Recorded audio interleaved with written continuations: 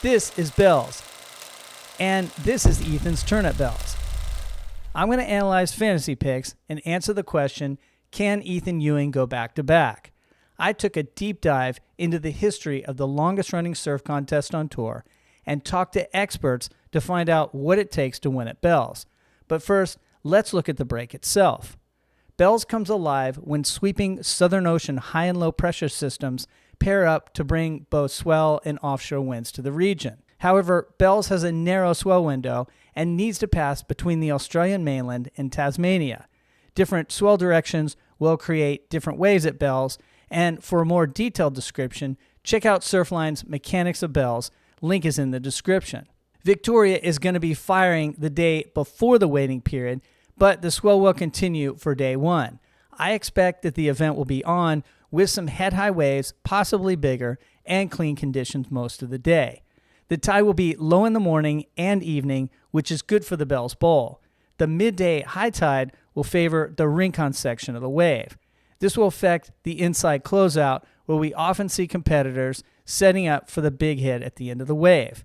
I would consider who can perform on the inside section when making your pick, as the finishing move is important to the surfer's score. The long-range forecast looks pretty average, with smaller surf until March 30th and Easter Sunday, where we could see another boost of good swell and clean conditions. Now, we can't forget to talk about the next wave down the point, Winkipop. Often used as a backup site when Bells is either too small or not working, Winky offers a long, fast-breaking right-hander that I really enjoyed surfing. It reminded me of Third Point in Scorpion Bay, or a stronger version of Trestles but longer, or maybe a cold Punta Roca. I interviewed Gary Dunn, former tracks editor and curator of the Surf Museum in Torquay, and he does a great job talking about Bells and contrasting it to Winkipop. What I really found, particularly when I first came down here, was just how different Bells and Winky are. Yeah. They really are very different waves. Winky can give you really good tubes, but it's long, it's down the line, whereas Bells is a really tricky wave.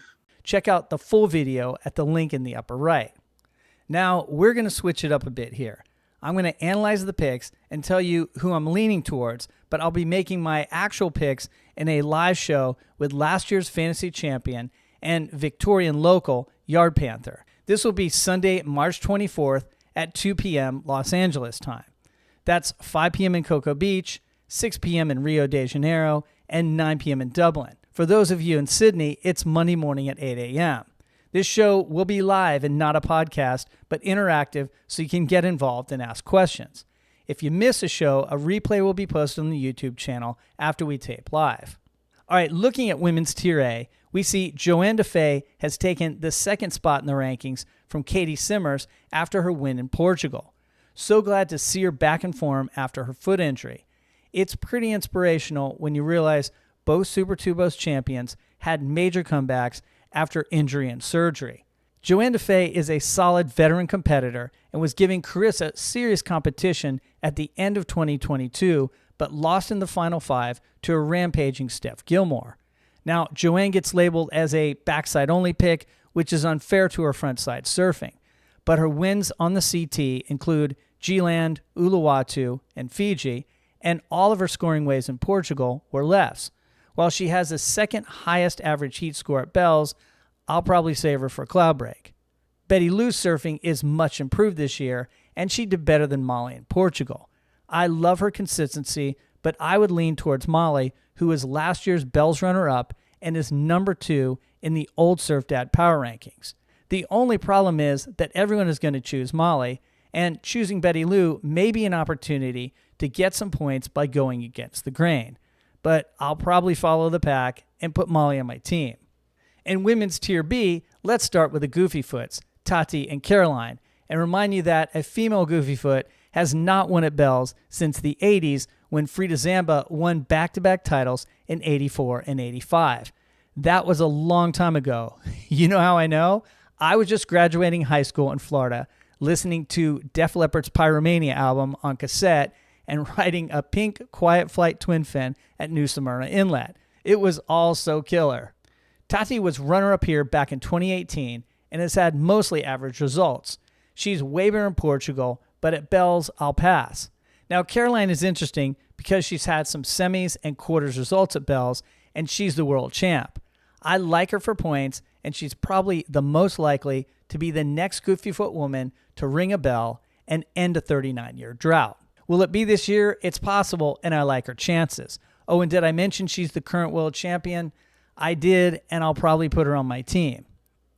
As of this recording, Brisa Hennessy is still in the draw, but may still be injured. The last Instagram post I saw from her, she couldn't hear out of her left ear, and that affects balance. Otherwise, I'm a big fan of Brisa's frontside hacks, although her and Gabriella Bryan could probably use more size and power to get the best results.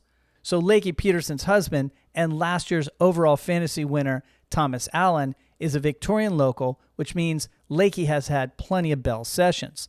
The last 2 years, Lakey lost in the round of 16, but has had semifinal finishes in 2019 and 2017. I think there's better choices in Tier B, and I'm not considering her for my team, but Lakey always surprises me, and remember, she won at J-Bay last year. Luana Silva is a legit dark horse here. Her strength is her frontside turn, and she does well at right point breaks. On the CS, she had a win and a runner-up finish at Ericeira, which is probably a distant Portuguese cousin to Bells. Silva's main weakness is Bell's experience, which is an important consideration. She's only competed here once back in 2022.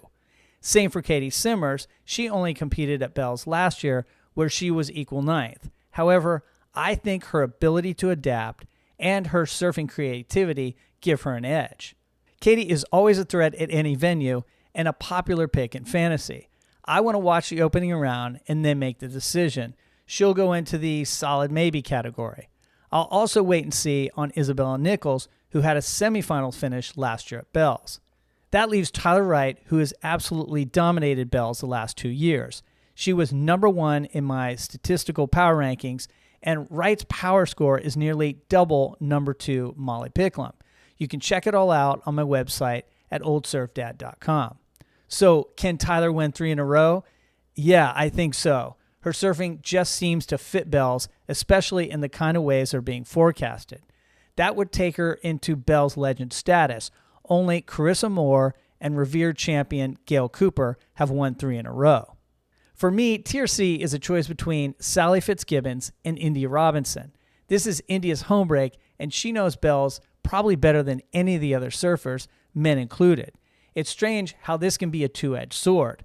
While the crowds from Victoria will be cheering for her, the pressure could be greater for her to perform. I relate this to John, who didn't win at Pipeline for a decade, and Jeremy Flores, who didn't win in France till the end of his career.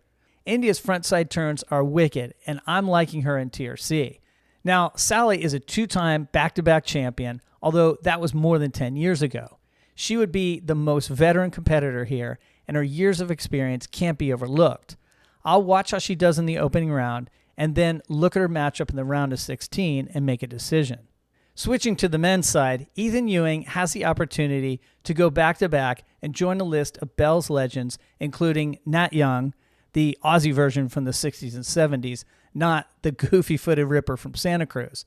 Also, Michael Peterson, Ted Spencer, Mark Richards, Sonny Garcia, Andy Irons, and Mick Fanning. You look at those lists, not only are they the longest lists of champions for a single event on the tour, but it's literally the who's who of surfing over the last 50 years. By the way, Michael Peterson and Mark Richards have the rare trifecta with 3 wins in a row each.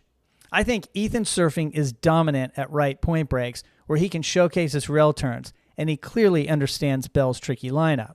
With Felipe out, his main threat would be 2019 champion John Florence, who can match Ethan's rail surfing and raise it a notch with advanced air game. I could see a scenario with bigger waves and or air wind that would favor John, but otherwise, Ethan is just too darn consistent, and the judges rightfully like his stylish frontside strikes. Griffin, coming in hot from Portugal Colapinto, is wearing yellow, and I would consider him a solid pick with a full arsenal of maneuvers.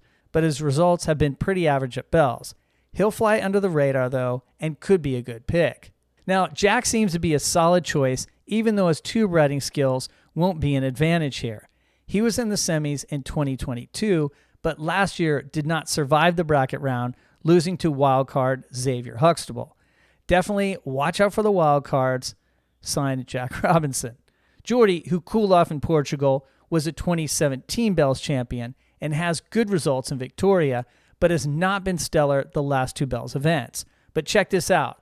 Over 14 Bells events, his average heat score is 15.0. John is slightly higher, but Florence's average is based on only 9 events. That stat for Jordy is pretty damn impressive. While I'll probably pick Ethan and John in my live show, I think it's important to remember that there's upsets in every event, and this year has been bananas.